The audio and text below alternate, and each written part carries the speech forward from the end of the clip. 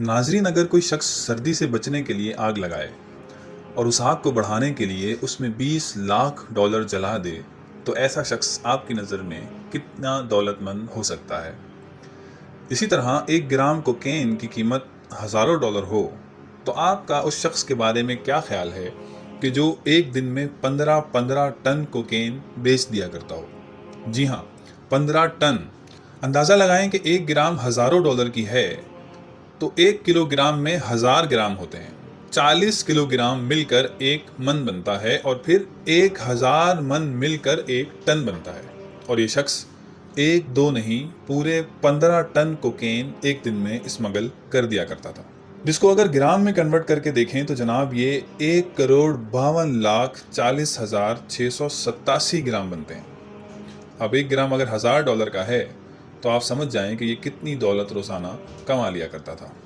یہ شخص کون تھا، کہاں رہتا تھا، کیا بزنس کرتا تھا؟ آئیے ان سب سوالوں کے علاوہ اور بہت کچھ جانتے ہیں اس شخص کے بارے میں، مگر اس سے پہلے اس طرح کی سنسنی خیز ویڈیوز دیکھنے کے لیے ہمارے چینل کو سبسکرائب کر لیں اور بیل آئیکن کو بھی دبا دیں تاکہ آپ تک ہماری ہر ویڈیو کا نوٹیفیکیشن پہنچ جایا کرے۔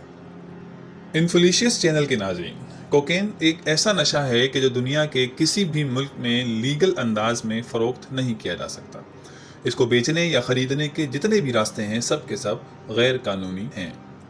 آج ہم جس کے بارے میں بات کرنے جا رہے ہیں وہ شخص بھی اس غیر قانونی کام یعنی منشیات کا بہت بڑا اسمگلر تھا، بلکہ اس دھندے میں آنے کے کچھ عرصے کے بعد اس کو اس دھندے کا کنگ پن کہا جانے لگا تھا۔ منشیات کا بادشاہ بننے سے پہلے یہ شخص چوری شدہ گاڑیاں اور قبروں پر لگنے والی تختیاں بیچا کرتا تھا، اور پھر ایک وقت ایسا آیا کہ یہ منشیات کی دنیا کی سب سے طاقتور اور منظم تنظیم میڈلن کارٹل کا سربراہ بن گیا۔ خفیہ اداروں اور تنظیموں میں اس کا اثر و رسوخ اور اختیار اتنا بڑھ گیا تھا کہ اس نے ہوائی جہاز کے ٹائروں میں کوکین کو رکھ کر بھی امریکہ اسمگل کیا، اور اس تنظیم کا سربراہ بننے کے بعد ایسا بھی ہوا کہ ایک ہفتے میں اس نے $420 ملین کمائے۔ ایک موقع پر اس کی دولت کا اندازہ کیا گیا تو وہ $30 بلین تک جا پہنچی تھی، کیونکہ وہ بلیک منی تھی اس لیے وہ کیش میں اس کے پاس موجود ہوتی تھی۔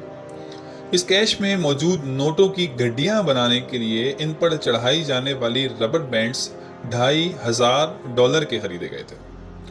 جب امریکہ میں قانونی اداروں کے ذریعے اس کے گرد گھیرا کچھ تنگ ہونا شروع ہوا تو اتنے بڑے اور کالے دھندے کو محفوظ بنانے کے لیے اس نے کولمبیا کی سرزمین کا انتخاب کیا اور وہاں اپنی رہائش کا انتظام کیا۔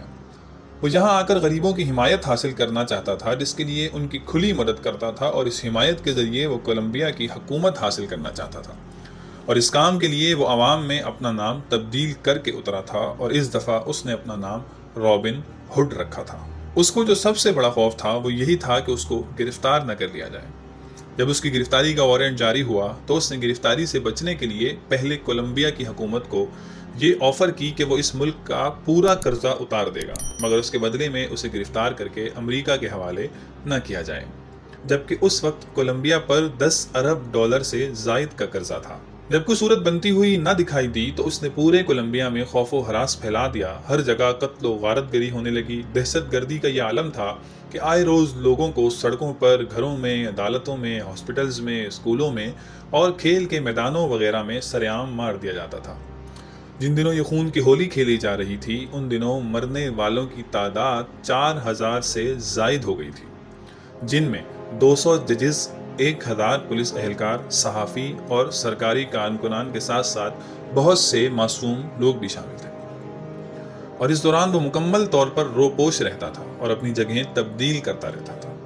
اسی طرح روپوشی کے دوران ایک جگہ اسے کافی وقت رہنا پڑا اور سردی کافی بڑھ گئی۔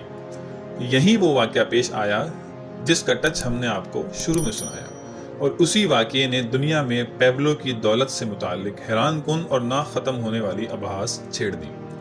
ہوا کچھ یوں کہ جس جگہ سردی بڑھتے ہوئے اپنا کمال دکھانے لگی وہاں اس کے ساتھ اس کی بیٹی بھی تھی، جس سے سردی برداشت نہیں ہو پا رہی تھی۔ تب اپنی بیٹی کو سردی سے بچانے کے لیے آگ کی گرمائش بڑھانا ضروری ہو گیا۔ جب ہر کوشش کے بعد اور کوئی چارہ نہ بچا تو اس نے اس آگ کو بڑھانے کے لیے اس میں ڈالرز ڈالنا شروع کر دیے، اور تھوڑے تھوڑے کر کے $20 لاکھ جلا دیے، اور صرف اس لیے کہ اس کی بیٹی کو سردی نہ لگے اور اسے کوئی نقصان نہ ہو۔ بالآخر کولمبیا کی حکومت نے اس سے ہاتھ ملانے کا فیصلہ کیا اور اس کے ساتھ ایک معاہدہ کیا گیا جس کے مطابق اس کو امریکہ کے حوالے نہ کرنے کا فیصلہ کیا گیا اور اس کو ایک جیل بنانے کی اجازت دی گئی جو اس نے خود تعمیر کروائی اور اس کی حفاظت بھی اس ہی کے وفادار بندوں کے ذمہ رکھی گئی۔ وہی اس جیل کو سیکورٹی دیا کرتے تھے۔ وہ جیل کہیں سے بھی جیل شمار نہیں کی جا سکتی تھی کیونکہ وہ جیل عیش و عشرت کا گڑھ تھی۔ اس میں ہر سہولت، آرام اور آسائش موجود تھی۔ وہ جیل آہستہ آہستہ جوئے بازی کے اڈوں، نائٹ کلبز، منشیات کے مزید سودوں اور قتل و غارت گری کا مرکز بن گئی۔ ناظرین، اب یقیناً آپ اس کا نام جاننا چاہتے ہوں گے، تو سنیے کہ اس شخص کا نام پیبلو ایسکوبار تھا۔ اس کے نام سے ہی دنیا کے بڑے بڑے غنڈے کانپ جایا کرتے تھے، لیکن ایک دن سبھی کو مرنا ہے، لہذا جس شخص نے اتنی معصوم جانوں کا قتل کیا، اتنا ظلم و جبر کیا، اسے بھی ذلت کی موت مرنا ہی تھا۔ اس کو جیل تو دے دی گئی تھی مگر اس کا پیچھا مسلسل کیا جا رہا تھا۔ پھر 7 مہینے کی مسلسل محنت کے بعد پیبلو ایسکوبار کو ایک سڑک پر گھیر لیا گیا اور ایک اسپیشل پولیس کے شوٹر نے سڑک پر بھاگتے ہوئے اس کو گولی مار کر ہلاک کر دیا، اور یوں سن 1976 سے لے کر سن 1993 تک منشیات کی دنیا پر حکومت کرنے والا ظلم، جبر اور نحوست کا ایک سیاہ باب دنیا پر بند ہو گیا۔